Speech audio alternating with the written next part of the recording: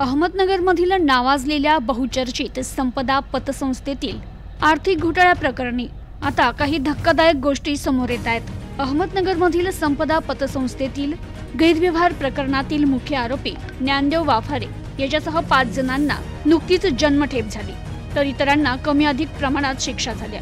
मात्र या प्रकरणी काही ठेवीदार काही गोष्टी समोर आणतायत। संपदा पतसंस्थेतून एकाच कर्जदाराला 32 वेळा सोने तारण कर्ज देण्यात आले। इतक्या वेळा एकाच व्यक्तीला कर्ज कसं दिलं गेलं?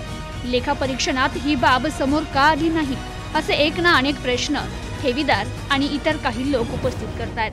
तर अध्यक्ष ज्ञानदेव वाफारे आणि त्याची पत्नी सुजाता यांच्यासह अन्य संचालकांच्या 12 मालमत्ता जप्त करण्यात आल्या, तर कर्जदारांच्या 157 मालमत्ता जप्त करण्यात आल्याची माहिती मिळतेय।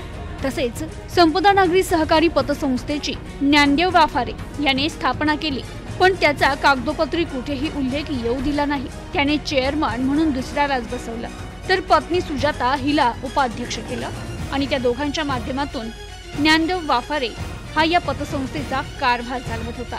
पुढे तो स्वतः चेअरमनही झाला। कारभार त्याच्या हातात असला तरी सहकाराच्या नियमानुसार अध्यक्ष, उपाध्यक्ष, संचालक मंडळ अशा नियुक्ती करणं बंधनकारक असतं। त्यामुळे त्याने नातेवाईक, मित्रपरिवार, काही सेवानिवृत्त शिक्षक आणि शासकीय कर्मचाऱ्यांना कागदोपत्री संचालक करून घेतलं। त्यांनी देखील वाफारे म्हणेल तिथे स्वाक्षऱ्या केल्या।